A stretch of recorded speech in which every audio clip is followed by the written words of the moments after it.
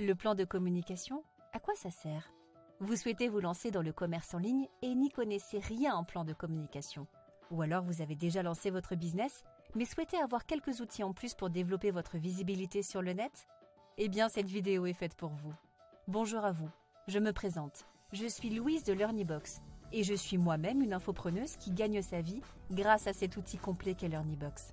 Si vous voulez découvrir cette plateforme pour vous lancer et commencer à gagner de l'argent sur le net, découvrez leurs services via la formule gratuite sur leur site internet.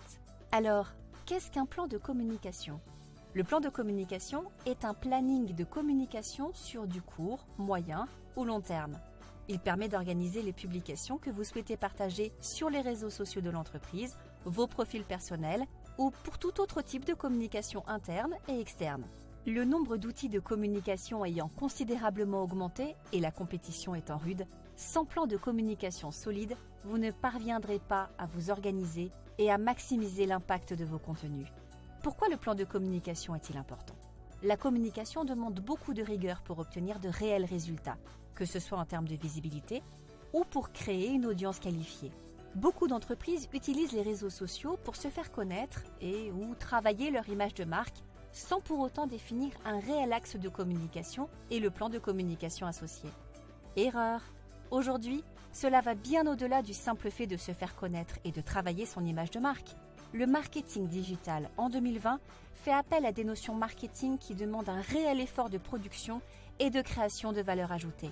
Quelle que soit votre stratégie de marketing digital, vous devez l'alimenter avec les réseaux sociaux pour générer du trafic et des opportunités. Quelles sont les bases d'une stratégie de communication? Vous avez besoin d'une ligne directrice pour votre plan de communication. Sans elle, vous irez droit dans le mur. C'est pourquoi définir ses cibles est primordial pour pouvoir adresser le bon message à la bonne personne. Beaucoup de personnes commettent l'erreur de cibler de manière générique. Exemple, les femmes de 30 à 45 ans.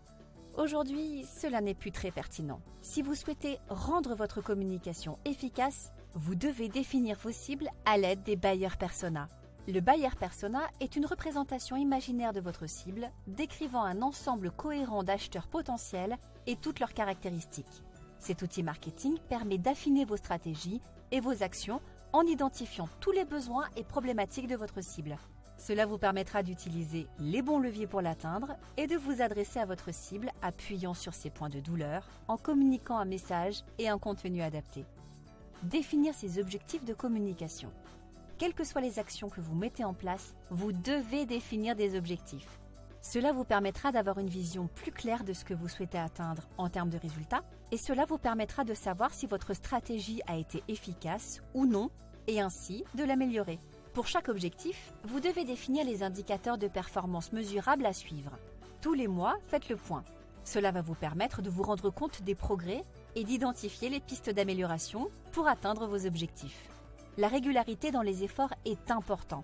Si vous ne mesurez pas vos avancées, vous baisserez les bras.